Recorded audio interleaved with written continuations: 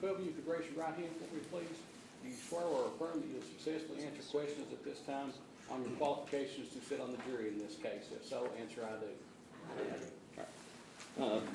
Ladies and gentlemen of the jury, this case is titled Commonwealth versus Matthew Garrett Klein. Mr. Klein is seated with his attorneys here in the courtroom. And gentlemen, if you could, please stand and introduce yourselves to the jury for me, please. Absolutely, Your Honor. My name is Larry Forman, and I'm here seated next to co-counsel Christopher Stopper. We both represent Mr. Matthew Klein. Thank you, gentlemen. Has anyone been represented by Mr. Forman or Mr. Stopper in the past, or close relation or close personal friends to those gentlemen? Okay, thank you. And of course, the Commonwealth is being represented by Mr. Travis Joseph, Assistant County Attorney, and Greg Allen, the County Attorney. Is anyone closely related, close personal friends or acquaintances of either Mr. Joseph or Mr. Allen, or have been represented by them in the past? Yes, sir. Ken to Travis, and I know both gentlemen. Okay. The fact that you know them and are related, how close a relation are you to Travis?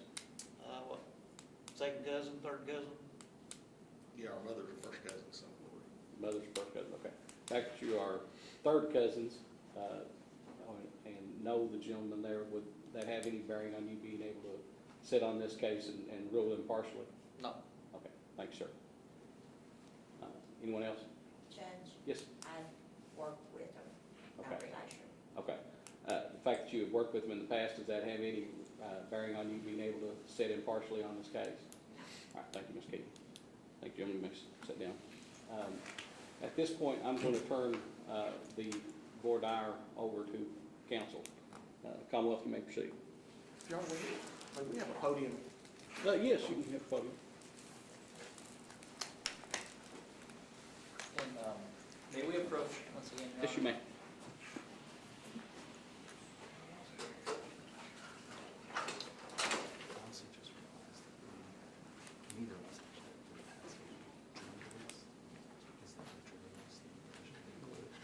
Should hold on. Yes. If you want to take a break and take a look at it. Can we have a copy as we receive the council? You have to listen to yours. If you want a list of the names. They'll listen, like when they fill out the questionnaire. Oh, the questionnaire. You have a questionnaire? Okay.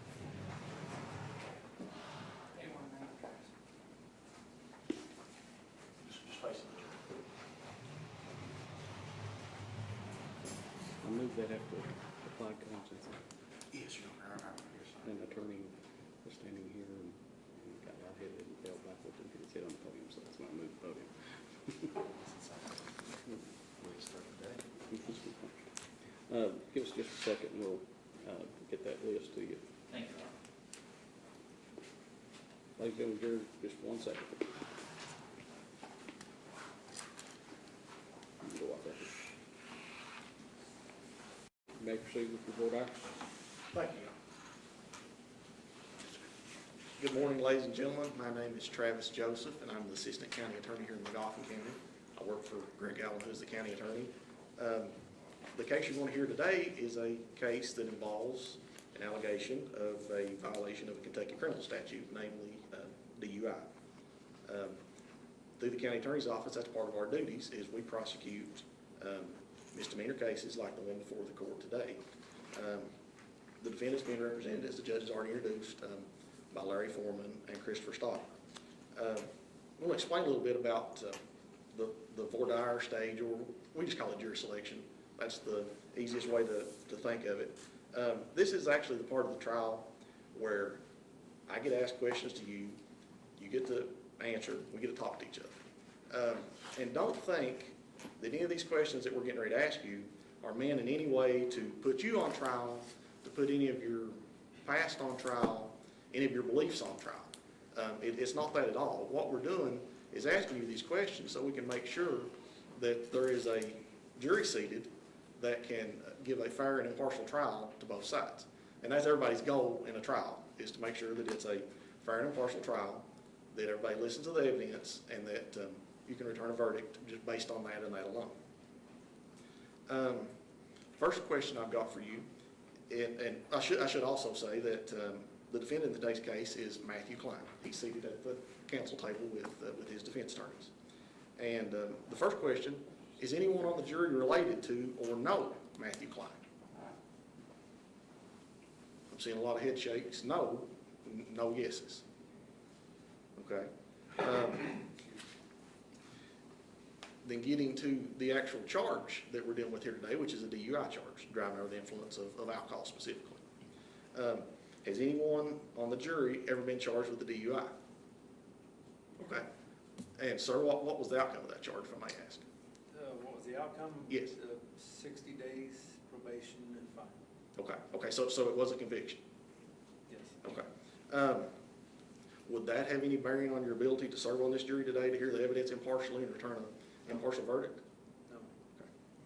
No. Anybody else? Okay, so let's take it out a step further. Has anyone on the jury ever had a close family member or friend that was charged with a DUI? Yes. Okay, and what was the result of that? Was it an actual conviction? Yes. Okay, and the same question to you, would that have any bearing on your ability to listen to the evidence and return a fair and impartial verdict? No. Okay, thank you very much. Today we're going to have two witnesses. Oh, I'm sorry. I'm sorry, I couldn't hear. My son was convicted of a DUI. Oh, okay, it was your son. Would that affect your ability to listen to this case in any way? Would it affect any return of the party? Okay, thank you very much. I have a brother that's been charged. Okay. Do you know if were there convictions to your knowledge? I don't, not to my knowledge, I don't know. Okay. Would that affect your ability to hear this case in any way, to be impartial? No, sir. Thank you. Anybody else?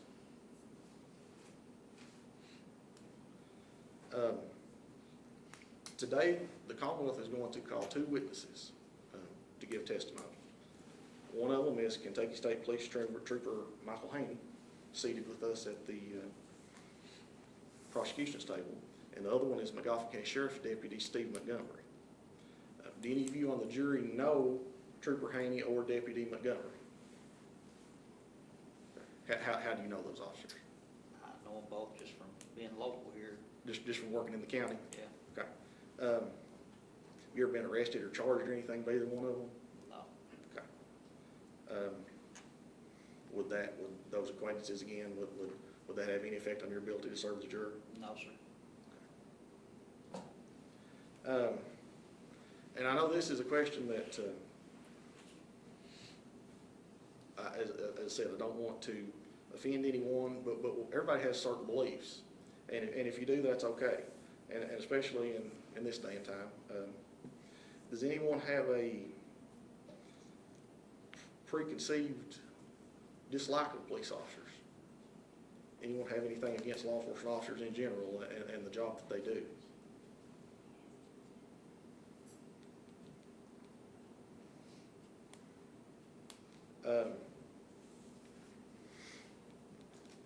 Now we're going to talk just a little bit about Kentucky, or not specifically Kentucky, but just DUI laws. Does any of you have a problem with DUI laws? Do you think that they're too harsh, too strict? Anything like that? I'm seeing a lot of head shake no again. Just making sure I'm not missing a guess. Now, I've been practicing law for a little over 11 years now, and Mr. Allen's practiced law for over 32 years. So he's been around a while. Have myself or Mr. Allen ever, either in private practice or through our duties here at the county attorney's office, have we ever done anything that's affected you or your immediate family that would make you have any ill feelings or animosity toward us? And again, if that's the case, it's totally fine. They said, we're just here today to pick a fair and impartial jury. We don't want to make anyone feel bad, feel uncomfortable. We're just trying to make sure that what we do here is justice and what we do is right. So I'm not seeing any yeses. As I said earlier, the defendant is represented by Mr. Larry Forman and Christopher Stopper, I'm sorry. Has anyone on the jury ever been represented by either one of those gentlemen? Does anyone on the jury know either one of those gentlemen? Okay. And here's something that I want to explain to the jury, and sometimes it could be frustrating to you during this case. There may be a time or times during this case that the Commonwealth or the defense one may stand up, may make an objection, or may simply ask the judge if we can approach the bench. And at some point during that conversation, the judge may ask the jury to get up and leave the room. Please don't hold that against the Commonwealth or the defense or the judge. Please understand that if that does happen, again, that is just so that we can take care of some issues, that we can maybe make a quick argument, that we can settle whatever we need to settle, and do it in a way to where Mr. Klein still gets a fair trial, an impartial trial. Don't want anyone to feel like that you're going to miss out on a good conversation, or you're going to miss something fun.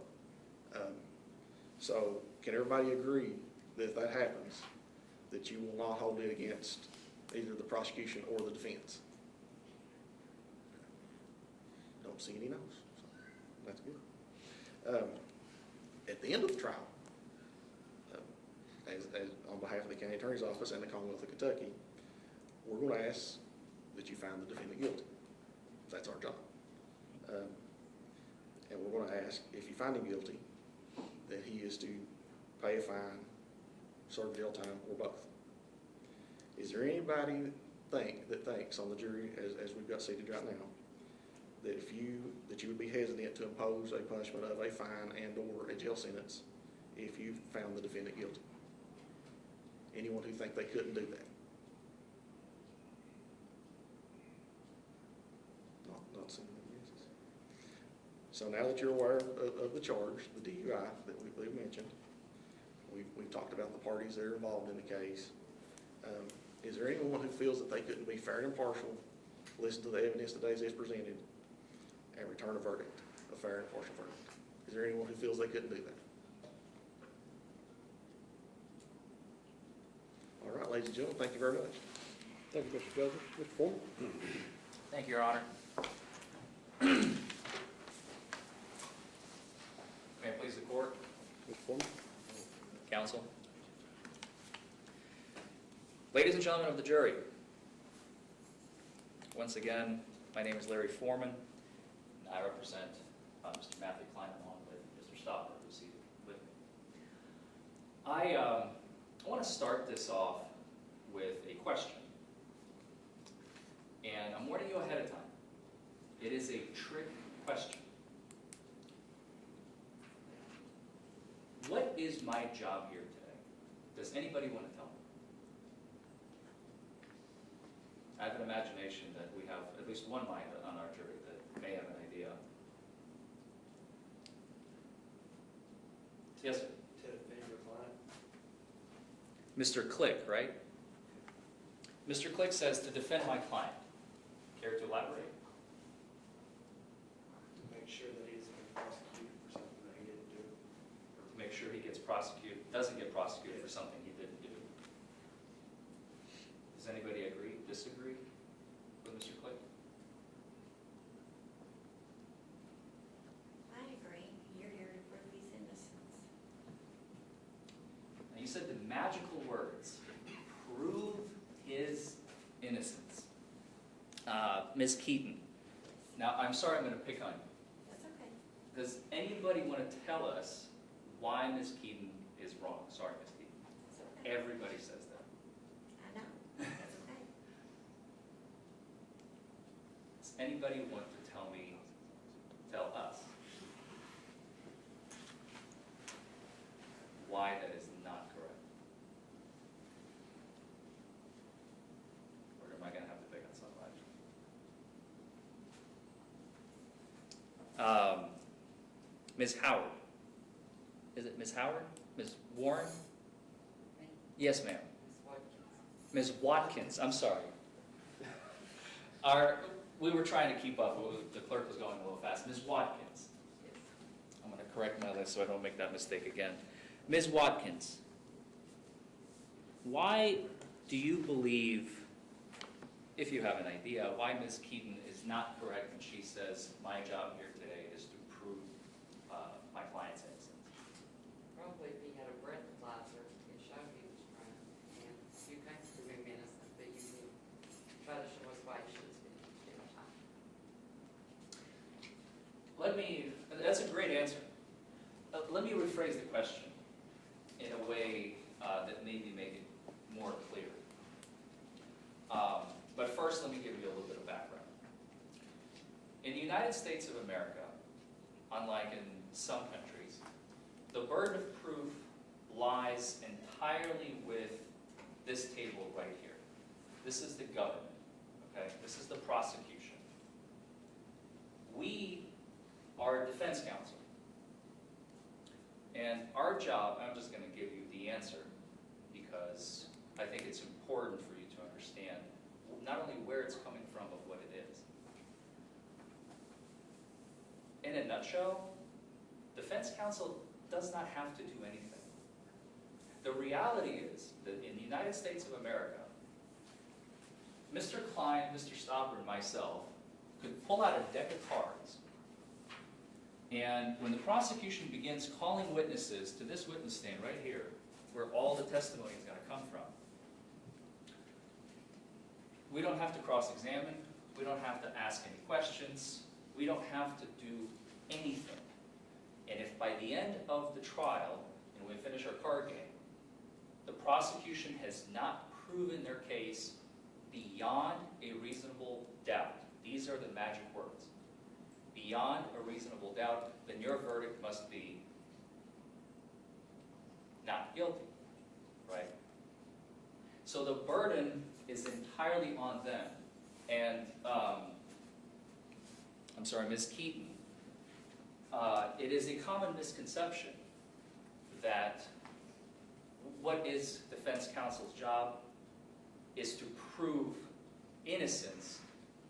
That is not correct. So, essentially, we don't have a job at all. It sounds almost far-fetched, right? Now, we will be doing something, but we don't have a duty to put on any evidence at all, okay? And if by the end of this trial, once again, the prosecution has not proven their case beyond a reasonable doubt, your verdict must be heard. So, with that in mind, the way that I like to put it, because I do have a job here, I like to call myself the gap filler, the truth sayer. Why? Because I fill in the gaps. Anything that the prosecution either omits, forgets, chooses not to ask, whether intentionally or accidentally, it's my job to make sure that you guys hear the full picture. Because otherwise, this trial would be very one-sided, wouldn't it? They would just put on the evidence and there would be nobody else to ask the witnesses the follow-up questions, the missing pieces. So that is what I like to say our job is. That's what I consider my job to be. That's what I do.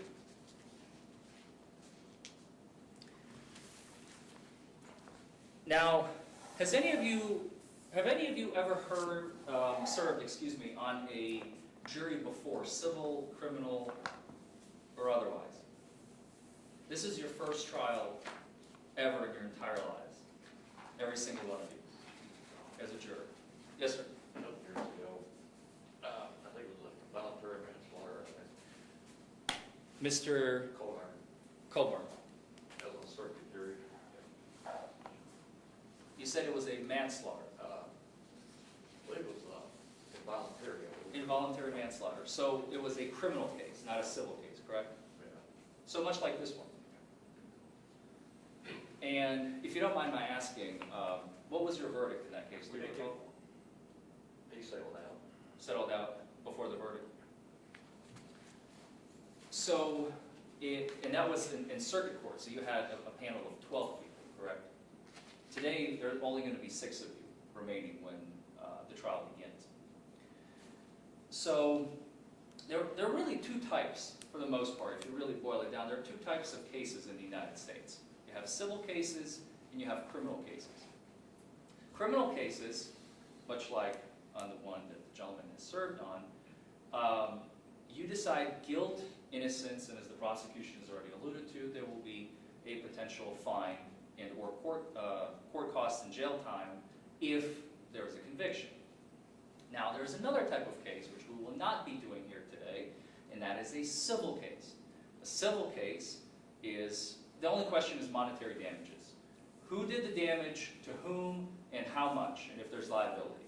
There is never jail time in civil cases, okay?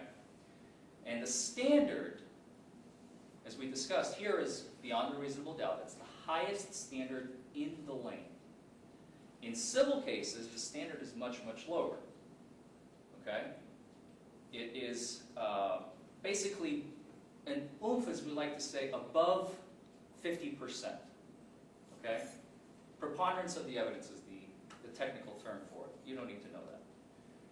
But that is right around the 50% mark. Now, there is an intermediary standard as well.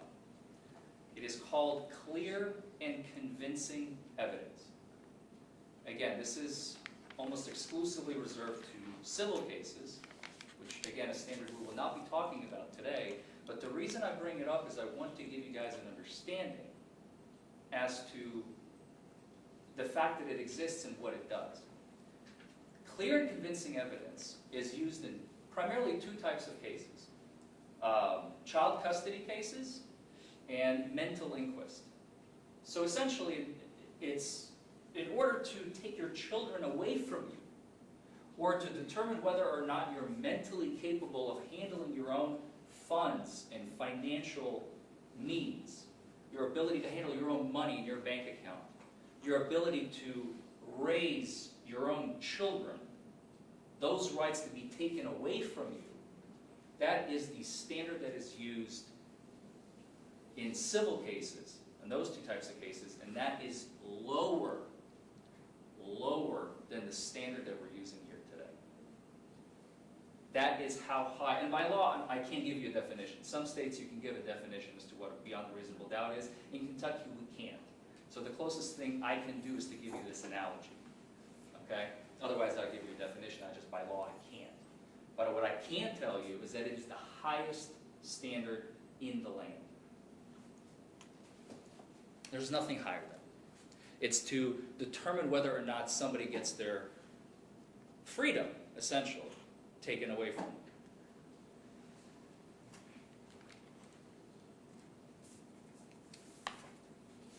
Does anybody have any questions about that?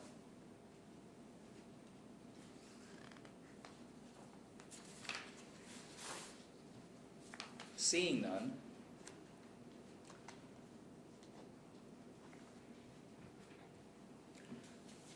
I just want to ask, do any of you feel that it's not fair to the state, to the government, that standard, the beyond a reasonable doubt, is too high? Maybe it should be lower. Maybe it should be higher. I don't know. Does anybody have an opinion on that? Or do they think it's fair? That's the way it's always been in this country, and that's the way it is. Okay. The building we are located in, by the way, I like to call, how many of you all go to church? So when you go to church, what do you call that building? Shout it out. Church. Call it church. Anybody call it the temple of God? No? Just me? House of worship. House of worship, Sanctuary. sanctuary. This is the house of law. The building that we're located in, as you've already seen from the judge, from the prosecutor, the way that the proceedings have been kind of unfolding, you've already seen the awkward silences. This is a building with its own set of strict rules and regulations. It operates within a very specific confine of rules that must be followed. And so your job at the end of this trial, as the prosecutor has already alluded to, you're going to get a set of instructions that is going to ask you to make a decision within the confines of the rules of the law that the legislature has passed. So each and every one of you, when seated in this building, must abide by those rules. Now, I have to be cautious because some people mistaken this, and I've gotten this question before, that's why I'm going to address it. I'm not asking you to leave common sense at the door. To the contrary, common sense is mandatory. You must bring in your common sense to every case, including this one. But common sense, quote unquote, may not be the dictator of your decision-making skills while you're inside this building. That is what I'm talking about, okay? So when the judge at the end issues his instructions, you must follow those instructions when making your decisions based on what you heard inside this building. Does anybody feel uncomfortable with that? Does anybody feel like they would not be able to do that? Anybody just want to go home? I can totally feel that.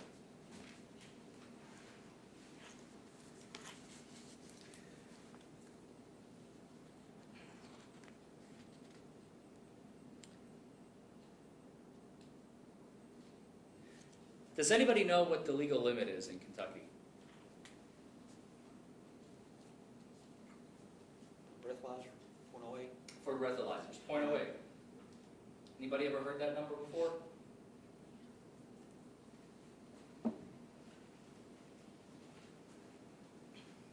That's the legal limit in Kentucky.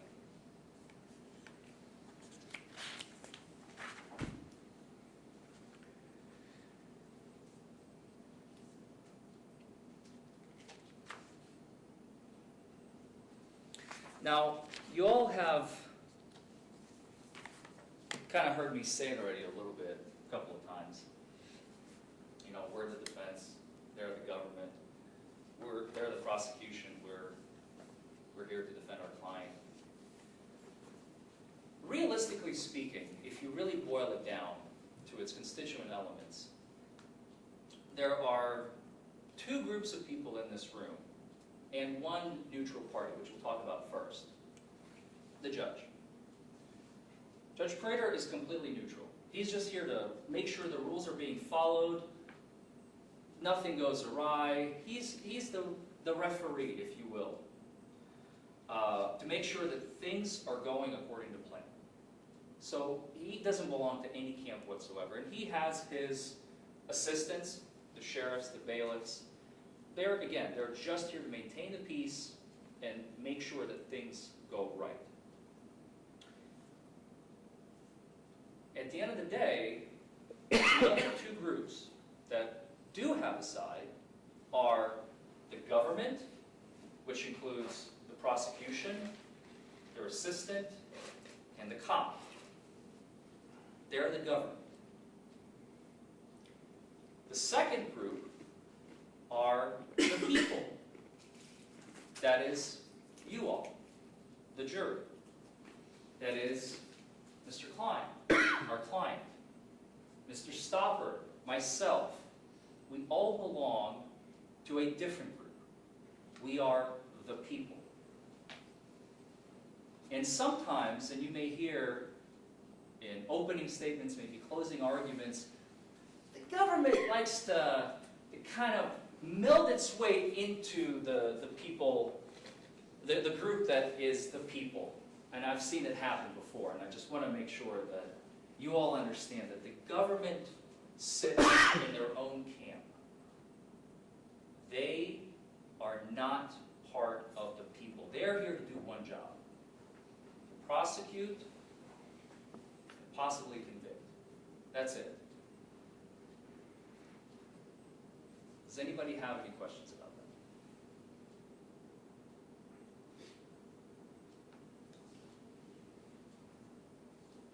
You can't be both. Now, does anybody think it's not fair?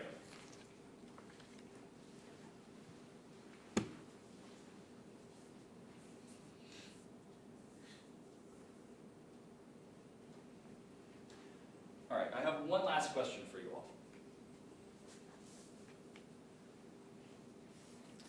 And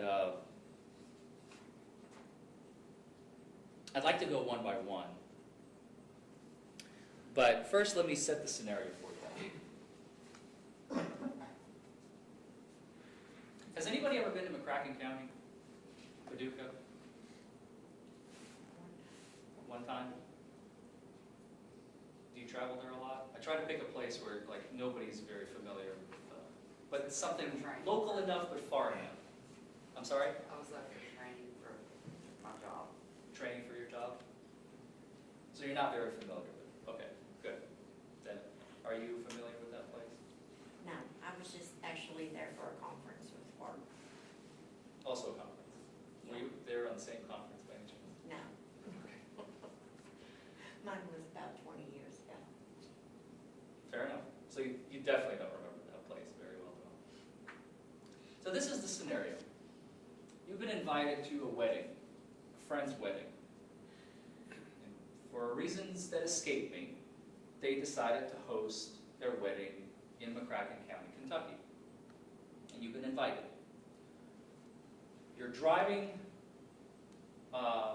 let's say the night before, so it's dark, on a Friday night. You're on your way to McCracken County, and you get lost. Maybe your GPS is malfunctioning, maybe your phone died, it doesn't matter. You're lost and you're trying to find your way. Now you feel like you'll find your way eventually, but because you're making all these odd maneuvers, you see those cherries, those red and blue lights in your rearview mirror. Ms. Watkins, what is your first reaction to that? Probably hit the brakes. Hit the brakes? What are you feeling? A little anxious, nervous. Nervous. Ms. Isaac, same question. Guess I would be nervous. Wonder what I've done wrong. Mr. Arnett? I think I would be nervous, but I would also believe that I could find a way back to the interstate or maybe my way out of there if I were truly lost. Mr. Click? Probably more upset than anything. It probably would have been my fault looking at road signs.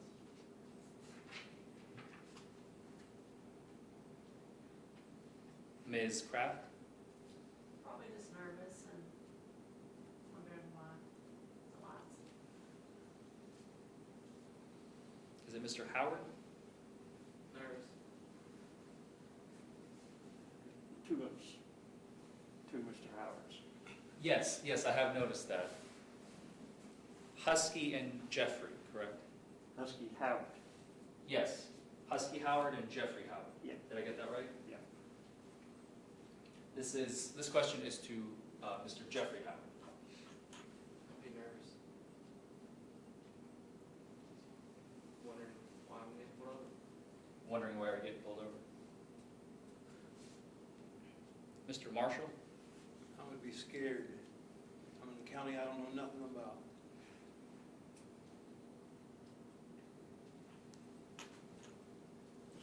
Mr. Husky Howard. I'd say, thank goodness somebody tell me how to get to where I'm going. Help is on the way. Yep.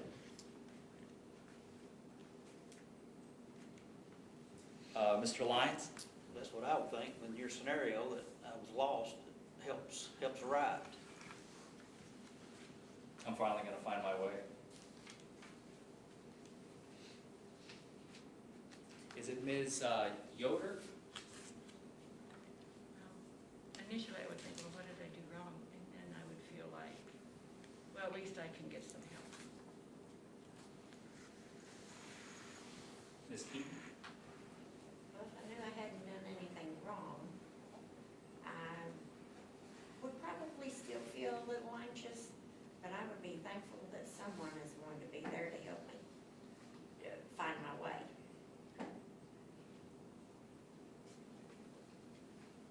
Mr. Coburn? Just nervous. Just nervous. Fair enough.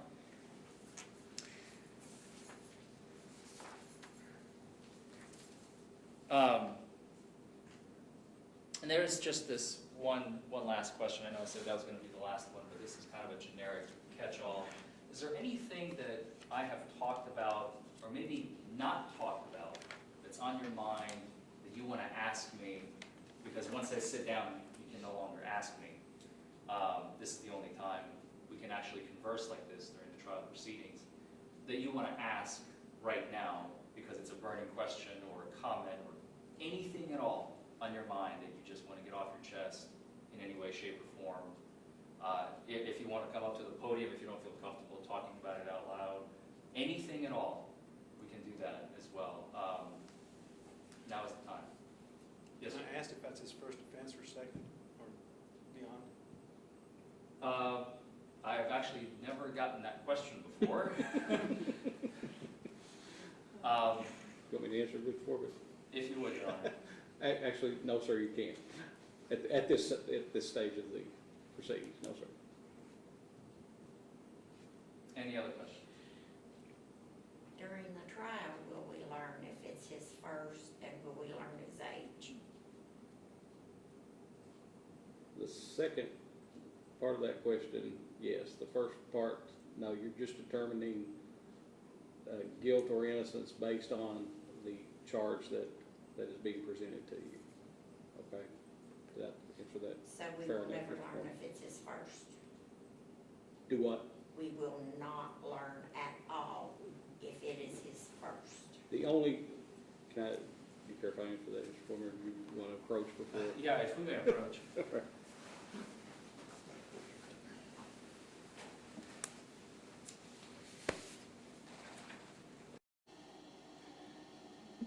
Your Honor, in all fairness, this is extremely unusual. I've tried many cases before. I've never had this question asked. My fear is the last thing we want is a jury to be biased, of course. Mhm. And because they don't know and they feel like we're not going to tell them, since, I mean, counsel, I think it is up to the defense counsel, to be completely honest, trying to remember the rules as quickly as I can. We have no objection, since it's a first offense, we have no objection letting the jury know that it's his first offense and Okay. just let it go. Unless the prosecution has any objection. Which I can't imagine that.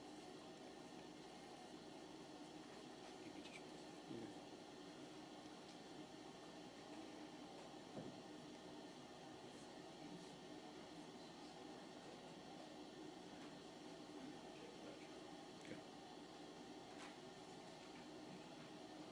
Mr. Foreman, there's no objection to that, if you want.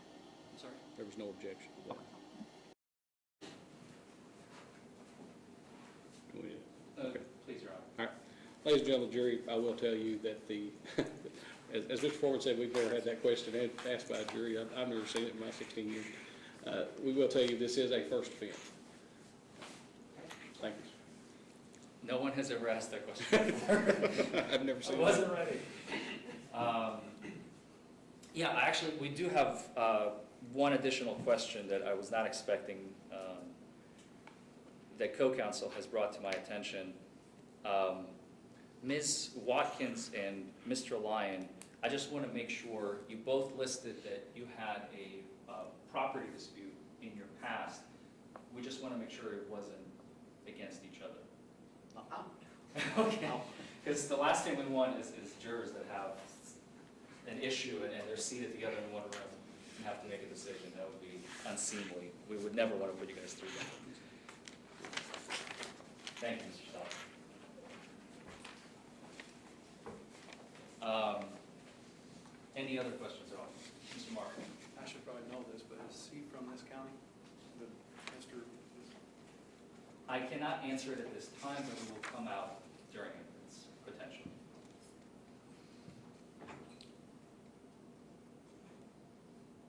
All right, seeing no additional questions, I thank you all for your time.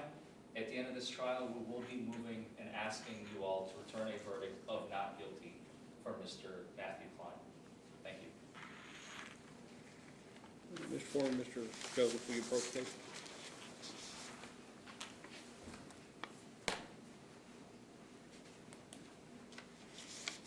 Give the jury about a 5-minute recess just to use the bathroom to get started. This is your list, and then we'll proceed when we come back.